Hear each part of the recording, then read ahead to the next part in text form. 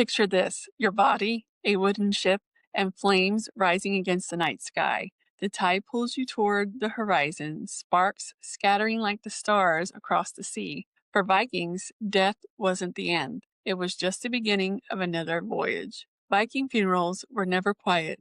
They were fire, metal, and legend. When a great warrior or chieftain died, the Vikings placed them in a ship, sometimes real, sometimes carved into the earth. Around them, they laid weapons, jewelry, food, and even animals. These were the things need for the afterlife, proof that their next life would be just as full and fierce as the one they left behind. In the most famous stories, the ship was set on fire and pushed out to sea. Arrows lit the sails, flames roared, the ocean swallowed the light. To the living, it was a message: this soul sails on. Not every burial burned. Some were done on land under massive mounds shaped like boats, but the meaning was the same. The ship carried the soul beyond the edge of the world. When archaeologists dig up these sites today, they find only iron rivets where the ships once were, ghost outlines in the dirt. The wood is gone, but the shape remains, as if the spirit of the vessel never left. Viking graves whisper stories of both honor and blood. Some burial sites hold not just one person, but several: servants, warriors, even horses, sacrificed to travel with their leader into the afterlife. Locals tell of strange lights flickering over old ship mounds like phantom fires that never burn out. And in coastal towns, fishermen claim to see glowing ships drifting on foggy nights, sails aflame but never sinking.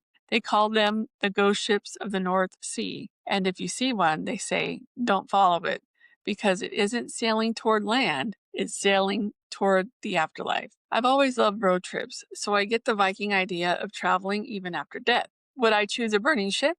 Maybe not, but beat up van with snacks, my favorite music, and a haunted playlist? Absolutely. There's something comforting about it.